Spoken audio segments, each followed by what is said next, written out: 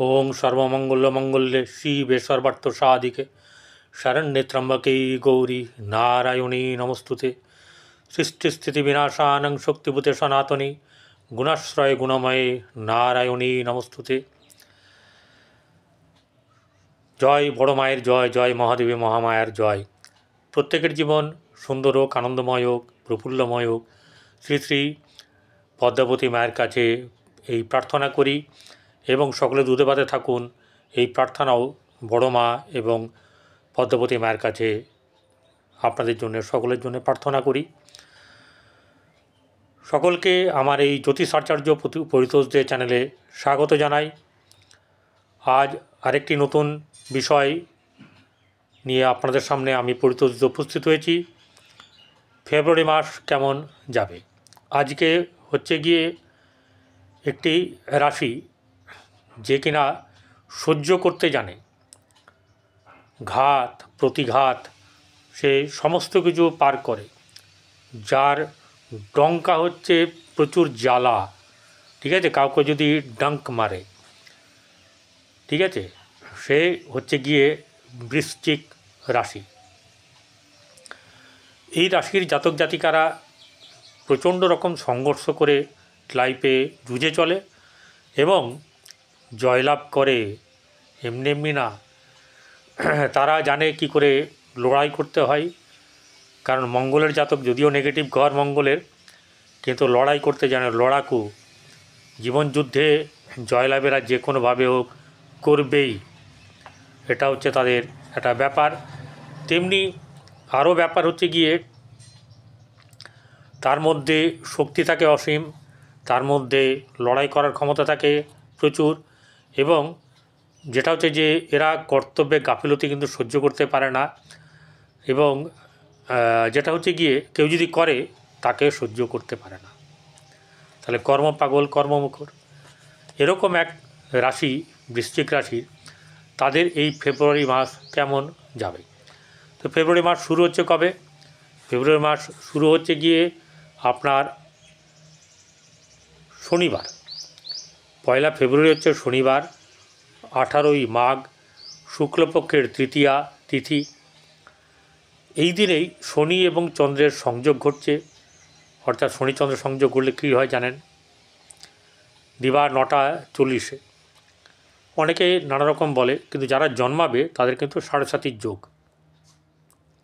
ঠিক আছে, একদম ফার্স্ট ক্লাসভাবে 7.5 যোগ হয়ে যাবে। এবারে শুক্র আর চন্দ্র রাত্রিবেলায় 3:37 এরা হবে, ঠিক আছে, সংযুক্ত হবে। সব গ্রহগুলো কোথায় কীভাবে থাকবে, বা তারা সেই রাশিতে থাকবে না পরের ঘরে যাবে, গেলে কী হবে, সব বিস্তারিত আলোচনা করব। রবি যেমন মকরে আছে, সে মকর থেকে 13ই ফেব্রুয়ারি কুম্ভে চলে যাবে। চন্দ্র কুম্ভ রাশিতে পূর্ব ভাদ্রপদ নক্ষত্র থেকে যাত্রা শুরু করবে। ফেব্রুয়ারির 28 তারিখে অমাবস্যা তিথিতে কুম্ভ রাশির শতবিশা নক্ষত্রে গিয়ে তার এই মাসের রাশির যাত্রা শেষ করবে। মঙ্গল মিথুনে আছে বক্রী অবস্থায়, 24শে ফেব্রুয়ারি সে ডাইরেক্ট বা সোজা হয়ে চলতে থাকবে। তাহলে এটা একটা শুভ লক্ষণ। আবার এটা কখন হবে? সকাল 7:32। তাহলে সেদিন সকাল থেকেই মোটামুটি মানুষ পেতে থাকবে। বুধ 11ই ফেব্রুয়ারি 12:55 গতে মানে মকর থেকে কুম্ভে চলে যাবে। বৃহস্পতি, যেটি বিরাট বড় গ্রহ, সেই বৃহস্পতি 4 ফেব্রুয়ারি দুপুর 3:10 মার্গী বা সোজা বা ডাইরেক্ট হয়ে যাবে। তাহলে এখানেও আপনারা একটা ভালো জিনিস পেলেন। শুক্র মীন রাশিতে থাকবে, শনি কুম্ভে, রাহু মীন রাশিতে, কেতু কন্যায় থাকবে। স্বাস্থ্য, অর্থ, গৃহ, বাড়ি, সম্পদ, প্রেম, সন্তান, ব্যবসা, বৈবাহিক জীবন, ভাগ্য, কর্ম, লাভ, এসব ব্যাপারে নিয়ে আলোচনা হবে। তাহলে বৃশ্চিক রাশির অধিপতিকে মঙ্গল, সেই মঙ্গল বসে আছে অষ্টমে। তাহলে বৃশ্চিকের লগ্নের রাশি যদি অষ্টমে বসে থাকে, তাহলে তার শারীরিক দিক, রোগের দিকের ব্যাপারগুলো কিন্তু চলবে, কিন্তু বেশি কিছু হবে না। কারণ স্বয়ং বৃহস্পতি এখানে দেখছে এবং 4 ফেব্রুয়ারির পর থেকে আপনার রাশিতে যখন দেখবে আপনার অনেক জিনিসের শ্রীবৃদ্ধি হতে থাকবে। কীরকম? শরীর স্বাস্থ্য সম্পর্কে ভালো হবে, মানসিক দিক থেকে ঠিক হবে, আপনার ব্যবসা সংক্রান্ত ব্যাপারে বেশ ভালো ফল আপনি পাবেন। ব্যবসা সংক্রান্ত ব্যাপারে আপনার এগিয়ে যাওয়া, নতুন ধরনের ব্যবসা, এইসব ব্যাপারগুলো কিন্তু হবে। ব্যবসার ব্যাপারে পরে আসব।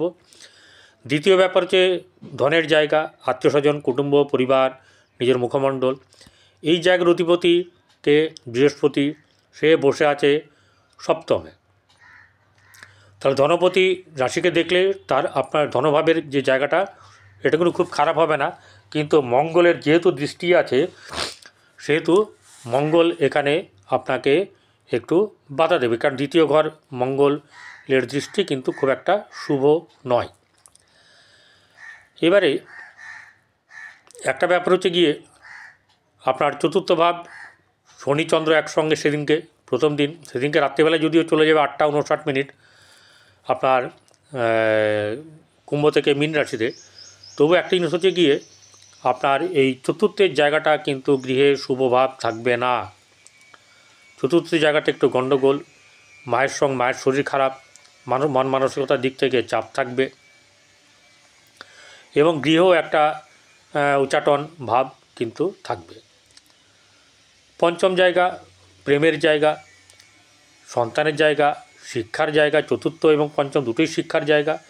সেই শিক্ষার জায়গাটা কিন্তু অনেকটা হলেও ভালো থাকবে। ভালো রেজাল্ট কিন্তু পাবেন।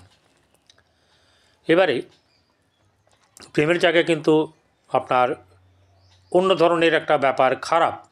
প্রেমের সম্পর্কিত ব্যাপারে এই প্রেম মানসিক প্রেম নয়।